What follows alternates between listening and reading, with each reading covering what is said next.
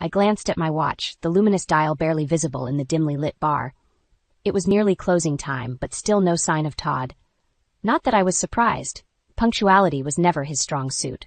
A slight movement caught my eye, and I turned to see him sauntering in, that familiar arrogant smirk plastered across his face. "Marie," he drawled, sliding onto the bar stool next to me.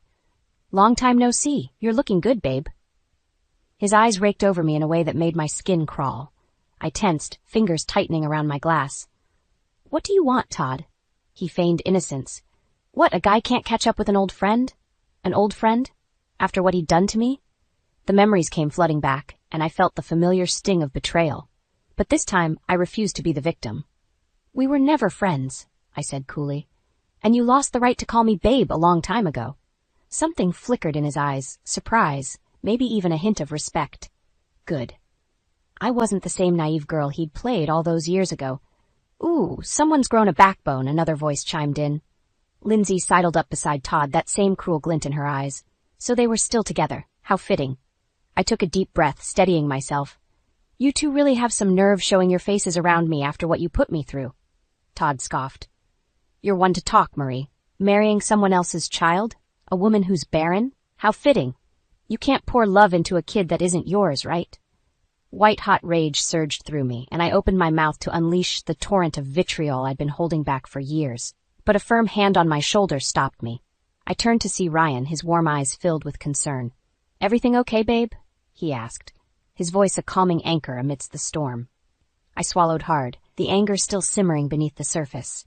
But one look at my husband and I felt a sense of peace wash over me. With him by my side, their words held no power. "Everything's fine," I said, rising from my stool. "In fact, it's better than fine. We were just leaving." Lindsay scoffed. "Running away again, I see. Typical Marie." But before I could respond, a new voice cut through the tension. "Mom? Dad? What's going on?" Liam emerged from the crowd, his brow furrowed in confusion. My beautiful, brilliant son. In that moment, I felt a surge of pride and defiance. How dare they try to belittle what we had? I wrapped an arm around Liam's shoulders, holding him close. "Don't worry, sweetheart. These people were just leaving." For a long moment, Todd and Lindsay simply stared, their mouths agape. Perhaps they'd expected me to crumble, to retreat back into my shell like I had all those years ago. But not this time. This time, I had everything they could never understand, a loving family, a life filled with purpose and joy. As we turned to leave, I caught one last glimpse of their stunned expressions. And in that moment, I knew I had won. I took a sip of my wine, trying to steady my nerves as the memories washed over me. It had been years since I'd thought about those dark days with Todd, but seeing him again had ripped the scab off that still raw wound. It started out like any other romance, I suppose. We met through mutual friends during my first year out of college, and there was an instant connection. Todd was charming, confident, successful, everything I thought I wanted in a partner. But the cracks soon began to show. "You're late again, Marie," he'd snap whenever I got held up at work. "Don't you care about this relationship at all?" Or he'd berate me for ordering the wrong dish at a restaurant, sneering, "You're lucky I love you, because no one else would put up with your crap." At first I brushed it off, telling myself he was just passionate, that I was overreacting. But his mood swings grew more erratic, his temper shorter. The man I'd fallen for was slowly being replaced by this volatile, controlling stranger. "Marie, darling, you're not even trying!" His mother's shrill voice cut through my reverie. "How do you expect to be a good wife if you can't even master a simple soufflé?" I flinched, fingers tightening around the whisk as egg whites splattered across the kitchen counter. Of course, Todd's mother, Eliza, had to chime in with her 2 cents. "I'm sorry. I'll start over," I mumbled, already reaching for a new bowl. "Don't bother," she snapped. "We both know you're hopeless in the kitchen, just like you're hopeless at everything else." The words stung, but I'd learned to bite my tongue around Eliza. Arguing only made things worse. A few nights later, I arrived home late from another hellish cooking lesson to find Todd lounging on the couch, beer in hand. He didn't even glance up as I walked in. "Hey, babe, you'll never guess who I ran into today?"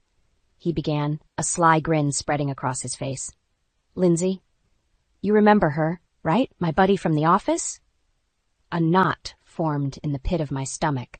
Of course I remembered Lindsay, my supposed friend who'd been not so subtly flirting with Todd for months. "She was telling me about this amazing new Thai place downtown," Todd continued, oblivious to my discomfort. We should totally check it out sometime, the three of us. I opened my mouth to protest, but the words died on my tongue. What was the point? He'd only accuse me of being jealous and irrational again. So I simply nodded, pastering on a fake smile as I felt my world crumbling around me. Little did I know, that was only the beginning. I drained the last sip of wine, letting the bitter taste linger on my tongue for a moment before setting the glass aside. Those memories were like a weight pressing down on my chest, but I couldn't dwell on the past anymore. Not when my present was so incredibly full. A warm smile spread across my face as I glanced around our cozy living room, the framed photos covering the walls, each one capturing a precious moment frozen in time. Ryan and I on our wedding day, beaming at each other like lovesick fools. Liam's first day of kindergarten, that adorable gap-toothed grin as he clutched his Superman lunchbox. So much had changed since those dark days with Todd. It still amazed me sometimes how far I'd come. I met Ryan at a tech conference in San Francisco, if you can believe it. I'd been giving a presentation on mobile marketing strategies, but my mind was a million miles away, still reeling from the implosion of my engagement. As everyone filtered out after the talk, I remained glued to my seat, staring blankly at my notes. You know, that was a pretty impressive presentation. I startled at the unexpected voice, glancing up to see a tall, lanky man with messy chestnut curls and a lopsided grin. Even disheveled in a rumpled button-down, there was an undeniable warmth about him that drew me in instantly. Oh, thanks, I stammered, heat creeping into my cheeks. Ryan. He stuck out a calloused hand. I'm the CTO over at AppCorp. Well, one of them anyway.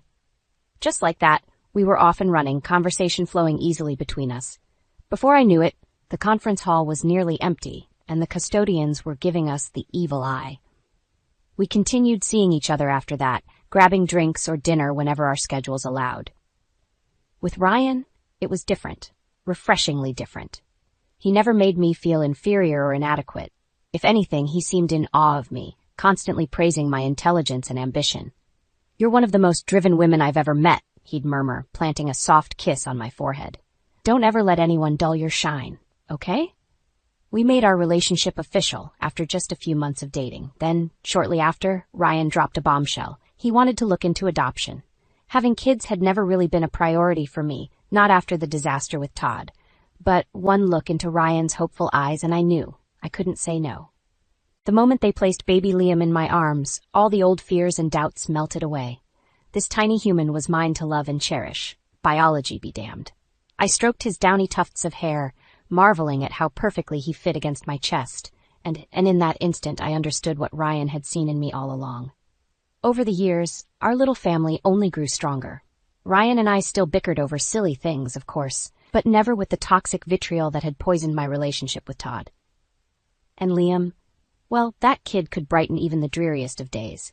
Watching him grow into a whip-smart, hilarious, all-around amazing young man was the greatest privilege of my life. For the first time in what felt like forever, I was truly, utterly happy. My past with Todd and Lindsay was finally behind me, or so I thought. Mom, I'm heading out, Liam called from the front hallway. I glanced up from the sinkful of dishes to see him shrugging on his jacket. Where are you off to? I asked, drying my hands on a towel. He rolled his eyes good-naturedly. The mall, remember? Aiden and I are meeting up to work on that app we've been coding. Right, of course. Ever since Liam had discovered his knack for programming a few years back, he and his best friend Aiden were practically inseparable, always tinkering away on some new project. Well, don't work too hard, that I teased, ruffling his shaggy brown hair. Try to have a little fun too, okay? Yeah, he mumbled, cheeks flushing as he batted my hand away. But I could see the hint of a smile playing at the corners of his mouth. I watched fondly as he hurried out the door.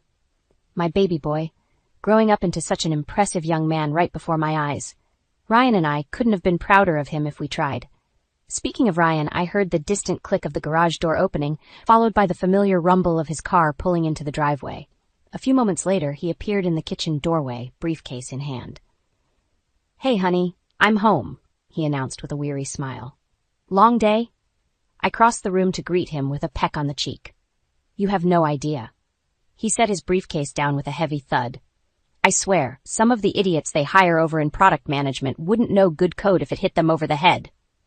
I skecked sympathetically, guiding him over to the kitchen table. Well, you just relax for a bit. I'll grab you a beer. As I retrieved a cold bottle from the fridge, Ryan loosened his tie and let out a contented sigh. You're the best wife a guy could ask for, you know that? I felt my cheeks warm at the compliment, the same fluttery feeling blossoming in my chest that I'd felt all those years ago when we first met. Silly how even after over a decade of marriage, he could still make me swoon like a love-struck teenager. We spent the rest of the evening enjoying our usual weekend routine, watching terrible reality shows, ordering in greasy pizza, doing absolutely nothing of consequence, just being together the way it was meant to be. The next morning, I convinced Ryan to brave the Sunday mall crowds with me in pursuit of a new couch for the living room. Ours is practically fossilized, I joked, dodging the crumbs and stray Cheeto dust littering the worn plaid upholstery. We wandered from store to store, bickering good-naturedly over fabric swatches and styles, until my stomach began rudely reminding me that I'd skipped breakfast. Come on, let's grab a snack break over in the food court, Ryan suggested, already leading the way. I rolled my eyes but followed willingly. That's when I spotted them, like a punch to the gut, knocking the wind clear out of me. Todd and Lindsay, standing dead ahead. For a fraction of a second, I thought maybe I was imagining things, some sort of terrible waking nightmare. But no, there they were in the flesh, as smug and hateful as ever. Before I could process what was happening, they were making a beeline straight for us. My heart kicked into overdrive, palms slick with cold sweat. No, not again. I refused to be their victim a second time. Todd's cocky grin widened as he swaggered up to us, Lindsay hot on his heels. Well, if it isn't Marie and her little house husband, he sneered, giving Ryan an obvious once-over. I felt Ryan tense beside me, but he remained silent, jaw clenched tight. Imagine running into you two losers here, Lindsay chimed in, her shrill voice like nails on a chalkboard. Doing a little shopping for a new apartment, I assume? Must be getting cramped in that shoebox you call a home. The acid remarks hit their mark, a familiar sense of shame and inadequacy bubbling up inside me. All those years of being belittled and berated came rushing back in an instant. But this time, something was different. This time, I had Ryan. I opened my mouth to fire back a scathing retort, but Ryan beat me to it. Actually, we're just browsing for new furniture, he said coolly, emanating a quiet confidence that seemed to throw Todd for a loop. You know how it is. The more money you make, the more stuff you need to fill your home with. A flicker of uncertainty crossed Todd's face before the bravado returned full force. Yeah, like some washed-up software engineers really raking it in, he scoffed. Oops, someone hadn't done their homework. I had to bite back a smirk as realization slowly dawned on Lindsay's face. Wait, Ryan? As in Ryan Johnson from AppCorp? Her tone shifted, the venomous sneer morphing into something more akin to fear. The one and only, Ryan confirmed with a cavalier smile. But I'm sure you already knew that, right, Todd? The silence that followed was deafening. If looks could kill, the daggers shooting from Todd's eyes would have struck me dead on the spot. I couldn't help it. A giggle of pure vindictive glee escaped my lips before I could stop it. Seeing that arrogant ass squirm, realizing he was the nobody now, was more delicious than I could have imagined. You think this is funny? Todd spat, rounding on me with balled fists. Laughing it up like you're some sort of big shot now? In that moment, my amusement evaporated, replaced by a simmering rage.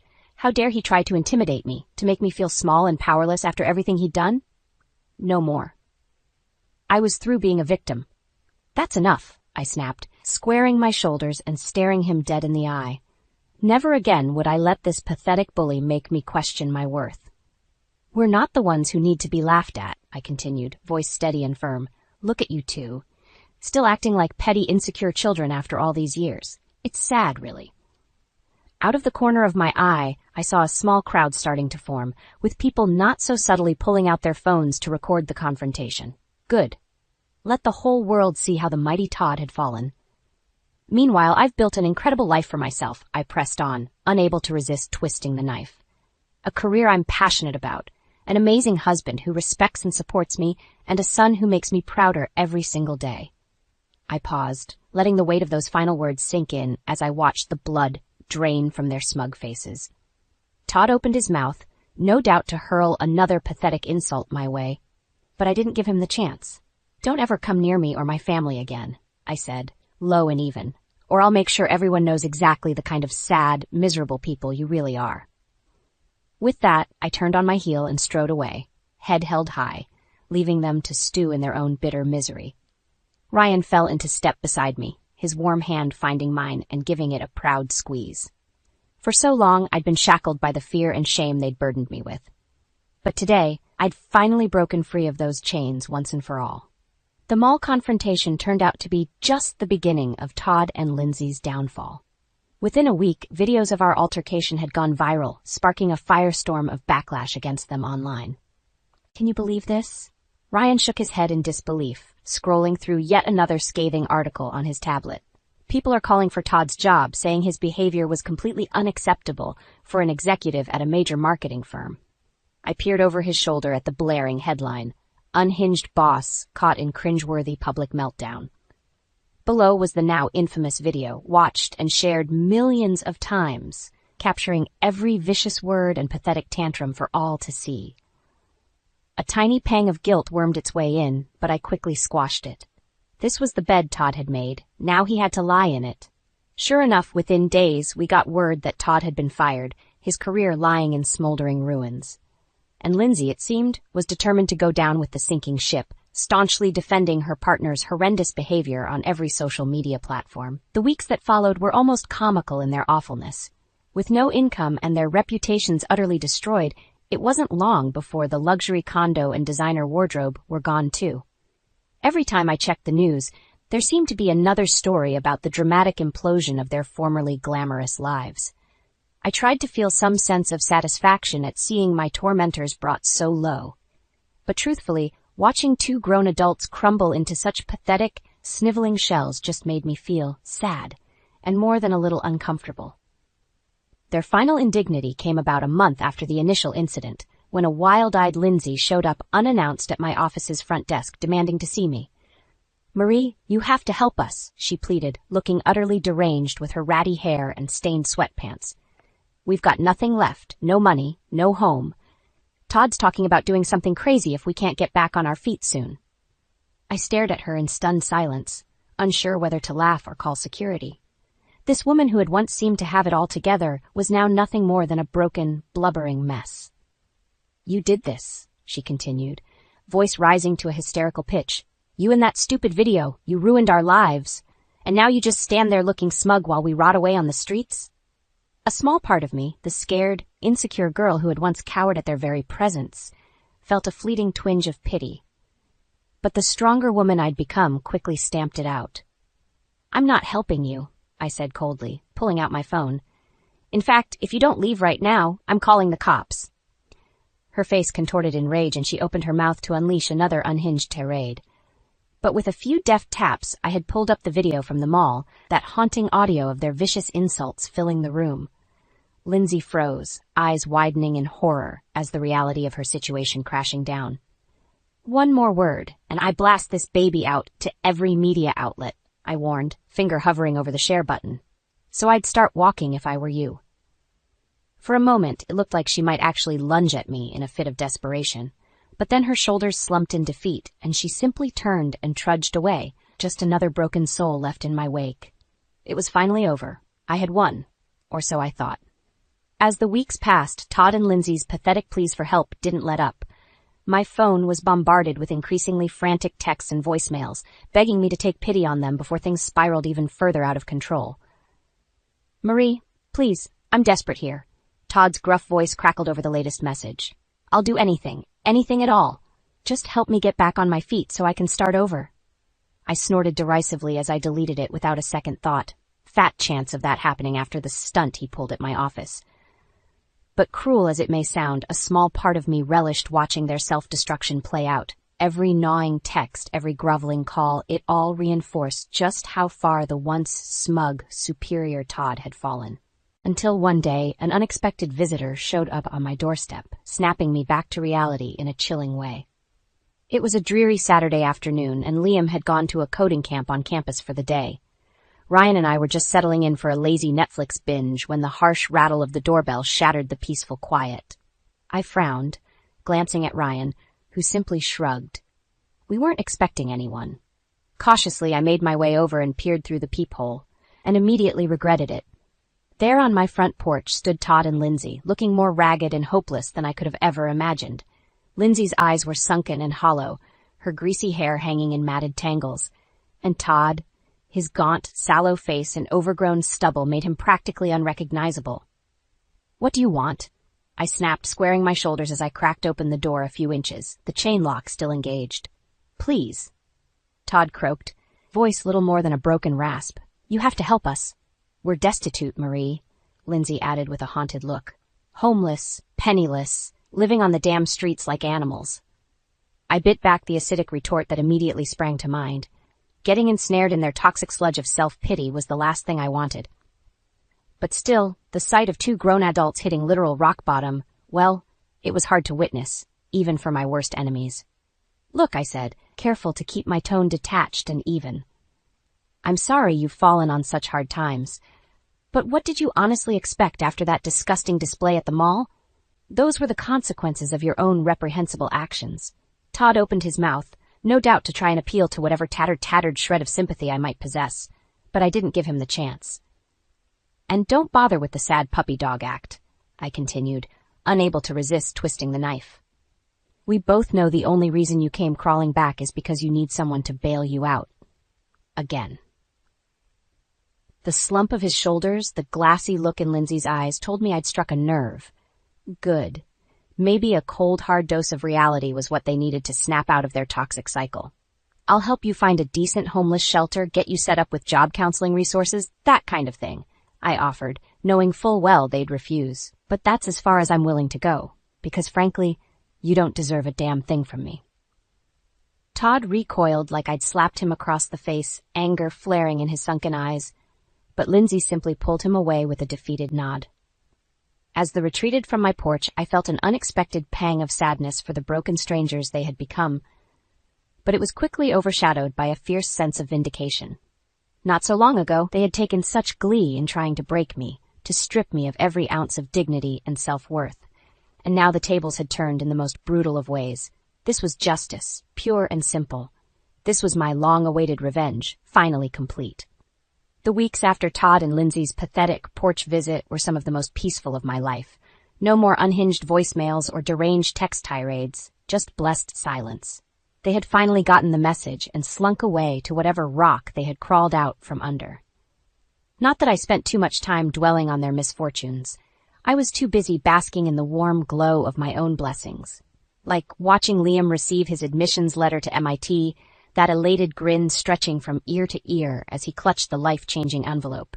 All the endless hours of coding and tinkering, the sleepless nights spent obsessively debugging apps and programs, it had all paid off in the biggest way possible. "I got in! Can you believe it?" he shouted, pulling me into a fierce bear hug that damn near cracked my ribs. In that moment, I was happier for him than I could ever put into words. Ryan and I threw him a raucous celebratory dinner, inviting over his girlfriend Jess and her parents, along with Ryan's mom and dad.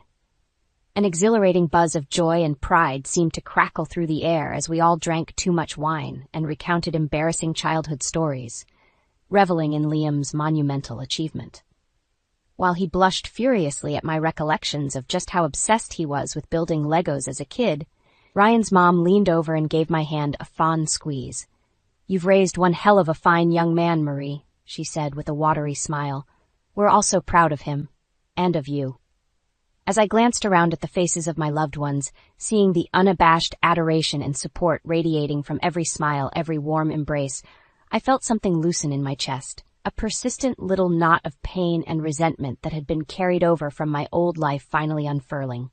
This was everything Todd could never understand, I realized. This profound sense of love and belonging, of finding your tribe and being celebrated for exactly who you are. No amount of money or status could ever replicate the profound peace it brought. In the days after the dinner, Ryan and I settled into a new groove, splitting our time between planning an epic graduation party for Liam and starting to transform his old bedroom into a cozy home office for me.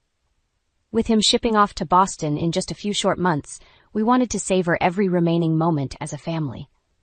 One evening, as I was elbow deep in taping off the trim in preparation for painting, my phone buzzed with an alert. Snapping off my latex gloves, I glanced down at the screen, some long-forgotten muscle memory, bracing for another verbal assault from my tormentors. But it wasn't Lindsay's number glaring back at me. nor Todd's. It was an unknown caller I didn't recognize. "Hello?" I answered cautiously. There was a beat of silence, then a weary sigh. "Hey, Marie, it's me. Well, it's Todd." I recoiled instinctively, a decade's worth of trauma and hurt rushing back in an instant. What fresh hell was this jackass trying to drag me through now? "Before you hang up, just hear me out," he continued, voice sounding smaller and more pathetic than I could have imagined. I just wanted to apologize for everything." The words hung there, painfully sincere despite their utter inadequacy, as if a few measly "I'm sorries" could even begin to make amends for the mental anguish he'd inflicted over the years. "You don't get to do that," I shot back acidly. "Not after all the stunts you pulled, showing up on my doorstep groveling for help like a sad, broken loser." Another heavy sigh crackled over the line. "You're right. I don't deserve anything from you. I was a mean, arrogant prick who didn't appreciate how good I had it." I opened my mouth to protest, to hurl back every seething insult I'd been stockpiling for the better part of 2 decades. But some deeper instinct gave me pause. This wasn't the same sneering, superior Todd I remembered. This was a ghost of that man, stripped down to his barest, most vulnerable core. And somehow that made his words ring with painful sincerity. "You've made an incredible life for yourself, Marie," he continued softly. "Despite everything I put you through, you came out stronger on the other side. You've got an amazing family, people who really love and appreciate you." His voice began to waver with what sounded like barely restrained emotion. "And me? After losing it all, I've got no one. Just a pathetic loner who fucked up something beautiful because I was too selfish and cruel to see it at the time." I swallowed hard, the simmering rage that had fueled me for so long slowly dissipating in the wake of Todd's harrowing confession. Hearing him like this, burnt down to the thinnest whisper of his former self, it stirred up an emotion I never could have anticipated. Pity. I opened my mouth to respond, but the line had already gone dead. Just like that, my last lingering tie to the past had been severed. The book closed on that painful chapter of my life once and for all. Turning back to the half-prepped room, I couldn't hold back the contented smile that tugged at my lips.